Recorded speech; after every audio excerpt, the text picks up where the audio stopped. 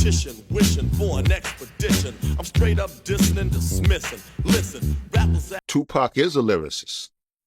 See what I'm saying? It's just that.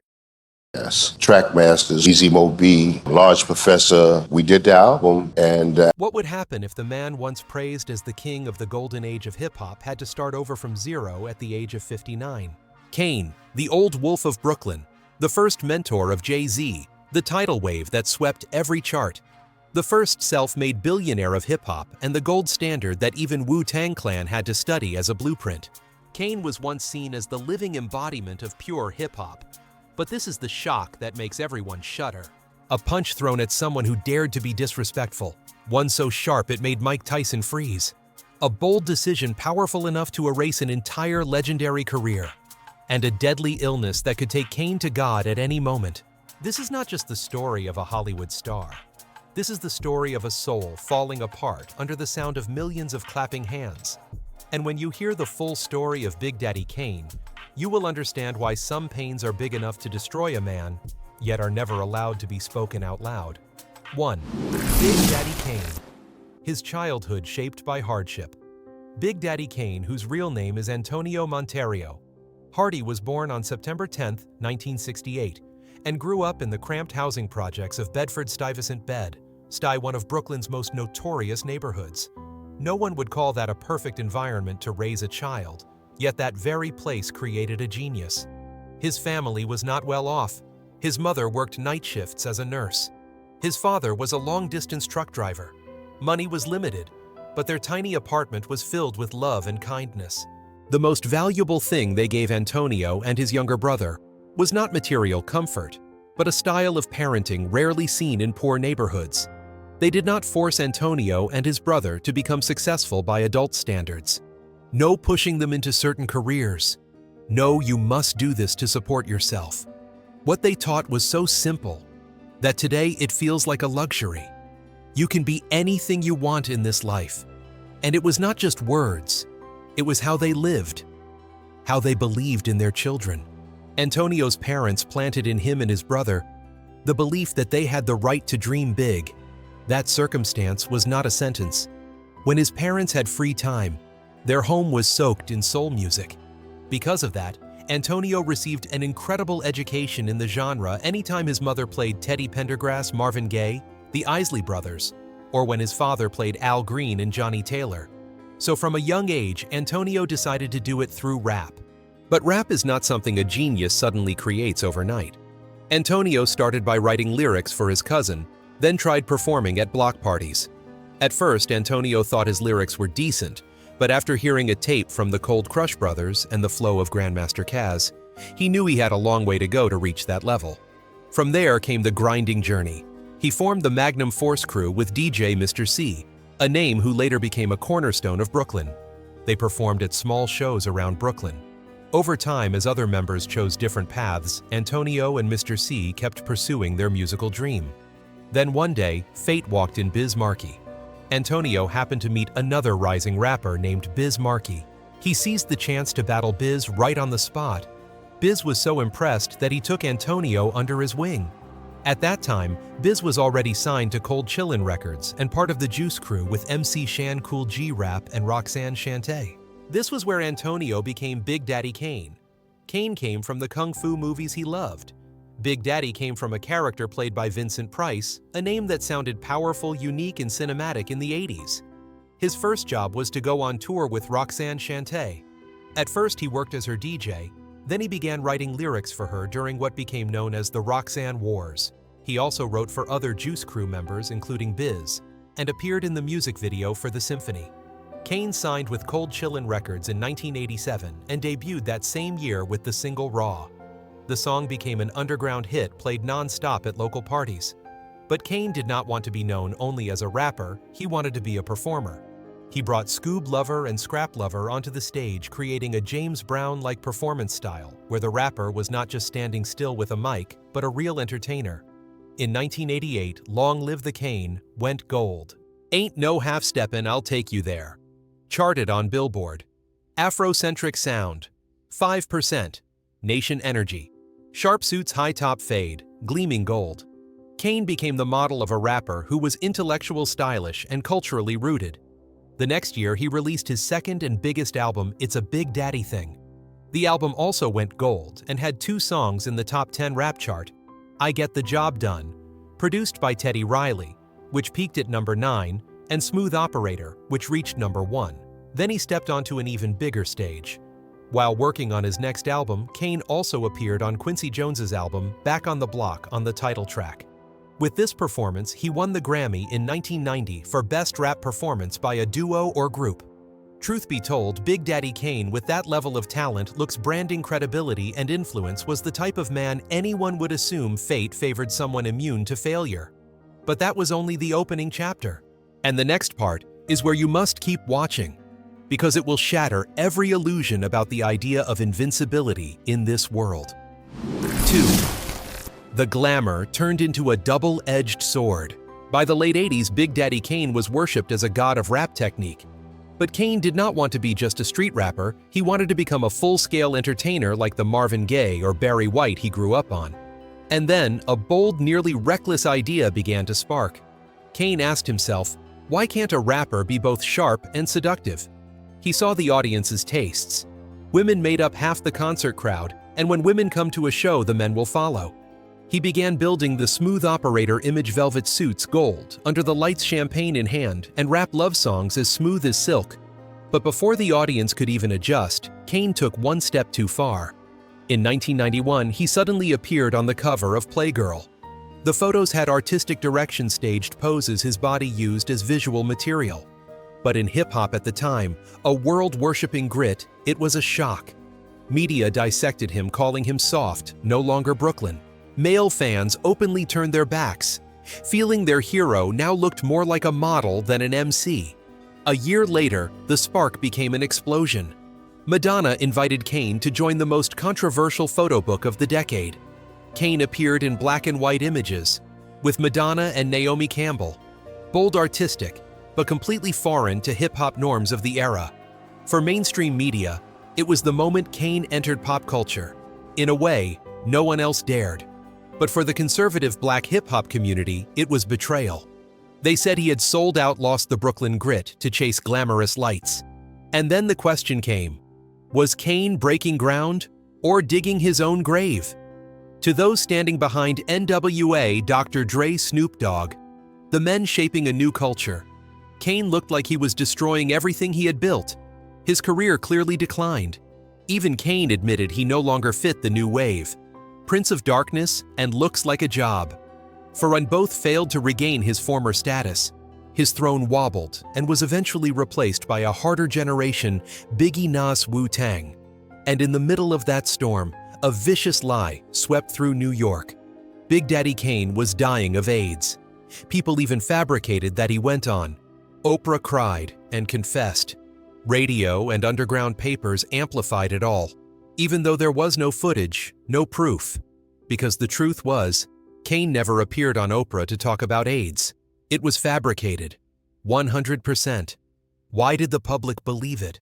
Because in 1989, AIDS was associated with the gay community. Kane's softened image, velvet suits, artistic photos, shirtless lighting made many question his sexuality. In the hyper-masculine hip-hop culture of the time, even a hint of not manly enough could destroy a career. Kane fought back. He announced he was HIV negative. At an event in Harlem, he stated he was completely healthy and completely straight. But looking back, none of those explanations were enough to drown out the tidal wave of prejudice crashing toward him. The public only saw the image, not the truth. And Kane's career never returned to its peak. 3. Drama escalated quickly. Right after the AIDS rumor exploded like a rotten bomb in the 80s, Kane's career stalled. The contracts stopped coming in. Show invitations slowed down. And in the moment, Kane struggled to regain his balance. One name began being mentioned more than ever: Jay-Z, the younger brother who once stood behind the curtain waiting for Kane to change outfits so he could go on stage and freestyle to buy time for his mentor. The one Kane took everywhere from block parties to New York nightclubs. The one Kane brought to Ice-T's house and introduced as, "This is my little man. Remember his face. He is going far." Kane taught Jay how to count beats, how to write lyrics with the punch of each word, how to place emphasis like a jazz drummer soloing in an old studio. Back then, Jay-Z was just a piece of coal that had not learned to shine. Kane was the one holding the flashlight. But Kane did not only help Jay-Z. At Madison Square Garden, before anyone knew who Tupac was, when Biggie was still just a kid from Fulton Street holding a mic and shaking like a rookie, Kane pulled them on stage. He gave them a slice of spotlight that any young rapper of that era would lose sleep dreaming about. Kane had every right to keep the stage for himself, but he divided it piece by piece like a mentor who understood the value of a first opportunity. And then the wheel of fate turned in a way no one was prepared for. Jay-Z became a billionaire. The king of rap, Beyoncé's husband, one of the most powerful artists in the world. Tupac and Biggie became immortal legends, dying young and leaving behind recordings like sacred scriptures of hip-hop. And Kane was still struggling to reclaim a place that had slipped out of his hands long ago. When Jay-Z blew up the internet, which loves betray the mentor stories and grow under the shadow, then surpassed narratives began creating conspiracy theories. Jay-Z betrayed Kane. Jay forgot the man who put him on. Jay cut ties. Jay intentionally erased Kane's name from interviews. It spread so fast that some people compared Jay-Z to DJ Khaled during the period he ignored T-Pain. One side of fans attacked Jay-Z for not respecting elders. The other side equally aggressive threw frustration onto Kane. They said Kane was difficult, hard to work with, outdated, but still acting fancy. And the story got worse when the media, the best at connecting random puzzle pieces, began writing in a new direction. They said Kane was not entirely a victim, that he had caused misunderstandings from the beginning. The evidence: Kane only let Jay-Z appear as a cameo freestyling while he changed outfits, but never officially called Jay-Z his hype man. He never clarified, never confirmed Jay's role. Kane wanted to keep all the spotlight for himself. Some articles were even harsher. They said Kane was a bit conservative, wanting the stage to be his own, that his refusal to share shine forced Jay-Z to step out, find his own path, and build his own empire. But the saddest part is this: Kane never said a bad word about Jay-Z. Never. On the contrary, he said he was proud to see his younger brother fly high, and he never thought Jay owed him anything. But social media does not care about that. People do not like simple truth. They like stories with villains. They like to build a rivalry and then applaud the drama they created themselves. And in all that chaos, Kane stepped back like a shadow.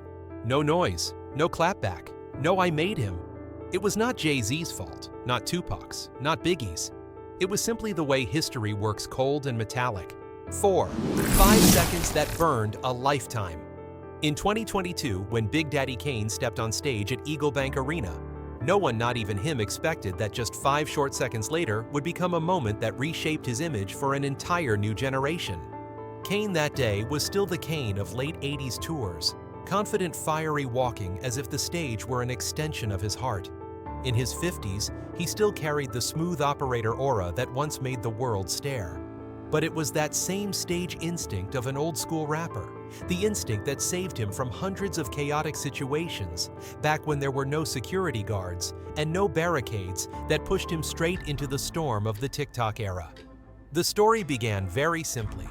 While Kane was wrapping his eyes, caught a man standing at the edge of the stage, his hands waving in a strange pattern. For any veteran hip-hop artist, especially someone who grew up in an era when stages were never safe, that image triggered an immediate self-defense reflex. Kane walked straight toward the man, placed a hand on his shoulder, and gently pushed him aside, wanting only to clear the path so he could continue performing. A reflexive movement, a completely unconscious touch. And then, like every tragedy in the social media age, it was frozen in the worst possible moment. The problem was, that man was not a crazed fan or a troublemaker. He was an ASL sign language interpreter, translating the rap for deaf audience members below. People were used to seeing dancers hype men, stage crashers, but an interpreter standing right at the edge of a hip-hop stage, that was something nearly unheard of to an artist from the golden era, like Kane. And with 1 second of misunderstanding, the outcome was set. Phones up, cameras on the clip, cut at the exact moment Kane pushed the interpreter, and social media wrote the rest. Within hours, the 5-second video spread across Twitter, Instagram, TikTok.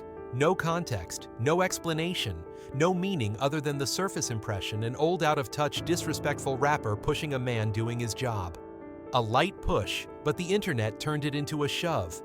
Comments poured in like a flood. Kane is ignorant. Kane does not understand accessibility. Kane, another old head who doesn't get it.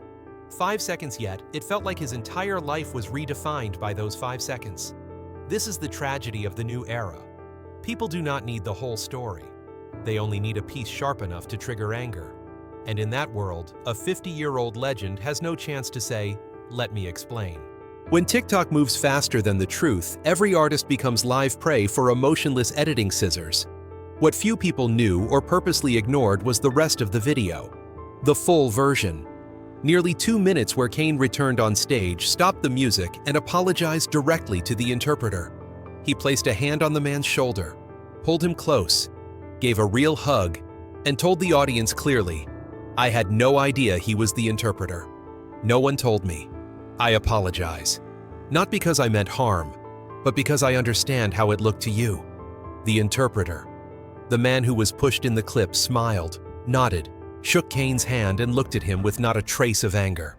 The two spoke privately for a few seconds right there on stage.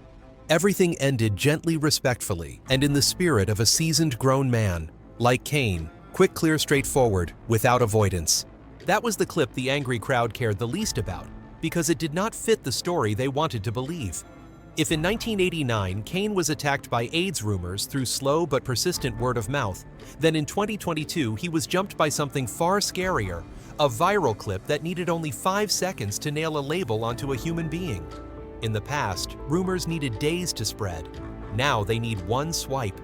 In the past, people had time to think. Now they react before they understand. This story at a deeper level is not just a misunderstanding. It is the collision of two generations. One side is an old-school artist forged in real stage chaos of the 80s, where security was symbolic. The other side is the social media generation, where every gesture carries moral judgment within a fraction of a second. Kane reacted like a street-bred Brooklyn artist of the first wave, while online viewers judged him by the moral standards of 2022. Two eras speaking two different languages. But Kane was punished by the standards of an era he did not grow up in. And as always, Kane chose the solution. Grown men choose, he took responsibility for his part, even if the mistake did not come from malice. He did not argue, did not attack social media, did not blame anyone. He apologized in the way his generation lived, with direct eye contact, with a real hug, with respect that needed no decoration. The ASL incident did not make Kane look bad. It only revealed something more painful. Even a legend can be crushed in 5 seconds, if framed from the wrong angle. In this new world, people sometimes do not care who you are, what you have done for hip-hop, how many doors you opened, how many lives you uplifted. One wrong moment, and you instantly become an outdated old man in the eyes of people who know nothing about the history you helped build.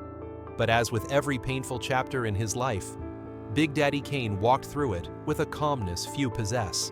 He understood that social media can erase a reputation in 5 seconds, but it cannot erase a legacy.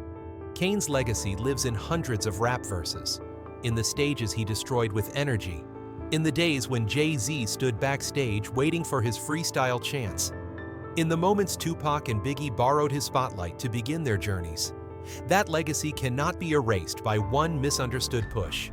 And that is what makes those 5 seconds tragic, but not fatal, because Kane has survived far bigger storms, and he still stands there calm, quiet, like a monument that only time has the right to judge. 5. A desperate cry for help. In 2015, while the entire hip-hop community was boiling over the Glamour cultural appropriation debate, Big Daddy Kane, the man once seen as the embodiment of Black American spirit on stage, suddenly stepped out to defend a white rapper. It sounded contradictory, but it happened, and it created one of the most painful slip-of-the-tongue moments in Kane's career. When Macklemore won big at the Grammys, social media erupted. People said he used black culture to trade for the spotlight, said he never truly understood hip-hop. Anger and frustration were thrown at him from every direction. And suddenly, Kane spoke up. Has any black artist from the new generation invited Mel Grandmaster Caz or Kool Moe Dee on stage at the VMAs? Macklemore did something the young ones did not do. One single sentence was like Kane tossing a rock into a calm lake. The entire surface exploded into waves. People only heard defending Macklemore, but they did not hear protecting the OGs. They only saw skin color, not history. And just like that, from a respected gentleman, Kane was suddenly labeled defending outsiders, not supporting black artists out of touch with this era. But the truth was far more complicated. Macklemore wanted to create Downtown in the spirit of Furious 5, the music that influenced him as a child. And who was called first Big Daddy Kane himself? Macklemore asked Kane to connect him with the OG generation, and Kane, with deep respect for the men who paved the way for him, picked up the phone and called each one personally. He was the one who laid the foundation for the historic appearance of Mel Caz and Kool Moe Dee on the MTV stage, not Macklemore using those legends. To Kane, this was not a story about race. It was a story about gratitude. Kane saw a younger artist, even if white, doing something many young black artists had forgotten, bringing the pioneers of hip-hop back to the stage in front of millions. To Kane, that deserved respect. But life is never that simple. In an era where race issues feel like touching exposed wires, a black artist defending a white artist, even with good intentions, is almost guaranteed to be misunderstood. And Kane knew that, but he still spoke, because he lived by old principles. If something is wrong, correct it. If something is right, say it. That simple. But the internet does not operate on those principles. When a statement touches collective pride, reason no longer matters, context no longer matters, even truth no longer matters. The only thing that remains is emotion. And in that emotion, Kane was pushed into the role of traitor. The tragedy for Kane lies in this: silence would betray his heart, but speaking would let the world twist his words. It was not the downfall of a scandal, but a deeply human stumble. A truthful man paying the price for his own honesty. At 59, looking back, this was not just a slip of the tongue. It was a reminder of the light and shadow that always follow those who tell the truth, especially those who dare to say what the crowd is not ready to hear. 6. The legacy of a legend. At 59, Big Daddy Kane is like an old street lamp in a city that switched to LED long ago, still standing, still shining, but no longer noticed the way he once was. The strange thing is, no matter how many layers of scandal, rumors, neglect, and the brutal punches of time tried to bury him, Kane never disappeared. He did not fade into darkness the way Hollywood often does to those who are past their prime. Instead, he chose to stand still, step half a pace back, watch the young generation run by like a noisy parade, then smile. No bitterness, no resentment. A smile of someone who knows, I paved this road long before you did. When people imagine a rapper near 60, they picture someone crushed by time. Husky voice, slow flow debt. Poor health, half-empty shows. But Kane is different. He did not collapse like many of his peers. He did not become a character drowning in self-pity. Instead, he tours regularly, performs with a live band, still steps on stage in a shiny suit, like a Harlem gentleman of the 60s, still raps internal rhymes so complex the young ones today have to pause to study the lyrics. The smooth operator aura never left. It simply matured like old wine opened at the right moment, no longer harsh, but warm, deep, and above all, free. Looking at Kane now, few remember that at one point his entire career was almost buried by a vicious lie. The AIDS rumor, an invisible blade striking at his reputation while he was still on top. No evidence, no source, just whispers from radio tabloids and people who love making things up. A cruel rumor that turned a ladies' man into a target of suspicion, mockery, and distance. And when late 80s hip-hop still held hostility toward the LGBTQ+ community, even one slightly off suggestion could kill an artist's career. Kane survived all of it, but not without scars. Some wounds did not sit on the skin. They sat in the way people looked at him. Through all the blows time threw at him, Kane kept something very few rappers ever kept: the respect of his peers. Not because he was perfect, but because he was consistent, professional, and did not sell his soul to scandal. And because he never hurt anyone just to stay relevant. In an era where TikTok slices 5-second clips to smear 50 years of life, Kane still chose to face things head-on. Like the ASL interpreter incident, a momentary mistake turned into a public execution. Another rapper might have stayed silent, blocked comments, or denied responsibility. But Kane stepped out, apologized publicly, explained, then hugged the interpreter right on stage. A small action, but with a heavy heart. People might not forgive instantly, but they saw the truth this old man does not run. But the deepest truth is not found in the scandals. It lies in the forgetting. Not everyone knows what it feels like to be a man who was once the standard, now pushed into the forgotten talent corner. Kane helped pave the way for Jay-Z. He brought Tupac and Biggie on stage when they were nobodies. He was the bridge between two eras, the old school battler and the new school superstar. And when his students became global legends, the teacher was pushed into history's dim corner. No one intentionally forgot him, but forgetting is sometimes crueler than hate. It is silent, cold, suffocating. Yet there is one thing time cannot erase: the official recognition of history. Kane was honored by VH1, awarded a Grammy, and given the key to the city of Brooklyn. Rolling Stone called him one of the most important lyricists of all time. The Source placed him in the top 10 lyricists of the century. These awards were not handed out easily like online titles today. They were earned through a lifetime of work and a culture that witnessed Kane from the very beginning. So when you look at Kane at 59, calm, polite, stepping back, but never fading, you see something many miss. Kane is not old. The world just changed too fast. He no longer chases it, but he has not been left behind. He simply stands where a trailblazer stands. Watching others run on the road he paved with his youth. And when we look back on his life of glory and scars, we are forced to ask, was Big Daddy Kane's tragedy painful? Yes. But what hurts more is the fact that people almost forgot how deeply he changed hip-hop. The greatest tragedy of a legend is not being buried alive. It is still being alive, still standing. But the part of the world that once praised him no longer looks his way. Yet for those who know, rap know history, and know the true foundations of the culture, Kane is never forgotten.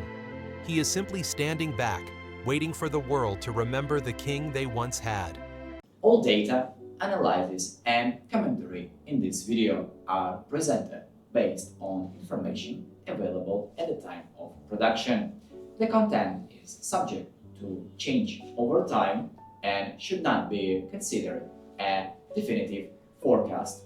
There is still so much more to explore: stories of resilience, legacy, and truth.